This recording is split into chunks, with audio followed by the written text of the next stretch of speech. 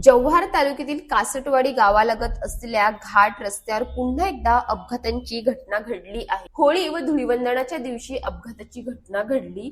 सणाच्या पार्श्वभूमीवर वाढलेल्या वाहतुकी दरम्यान दोन मोटरसायकलींची समोरासमोर धडक झाली। या अपघातात दोन्ही मोटरसायकल चालक जखमी झाले। स्थानिक नागरिकांनी तत्काळ मदतकार्य करत जखमींना जव्हार ग्रामीण रुग्णालय येथे उपचारासाठी हलवले। वैद्यकीय सूत्रांच्या माहितीनुसार दोघांच्याही जखमा किरकोळ स्वरूपाच्या असून त्यांची प्रकृती स्थिर आहे। घटनेची माहिती मिळताच पोलीस घटनास्थळी दाखल झाले व पुढील तपास सुरू आहे। कासटवाडी घाट परिसरात तिन्ही हंगामात वारंवार अपघात होत असल्याची नोंद आहे। वळणावळणाचा रस्ता, वेगावर नियंत्रण नसणे आणि निष्काळजीपणा ही अपघाताची प्रमुख कारणे असल्याचे स्थानिकांचे म्हणणे आहे। होळी धुळीवंदनाचे सण आता पार पडले असले तरी सणाच्या काळात वाढणारी वाहतूक आणि बेदरकार वाहन चालकांना यामुळे अपघातांचा धोका वाढत असल्याचे पुन्हा अधोरेखित झाले आहे। पोलिसांनी वाहन चालकांना वेग मर्यादेचे पालन करण्याचे, हेल्मेट वापरण्याचे आणि सुरक्षित अंतर राखण्याचे आवाहन केले आहे। सण संपले तरी धडा मात्र लक्षात ठेवा,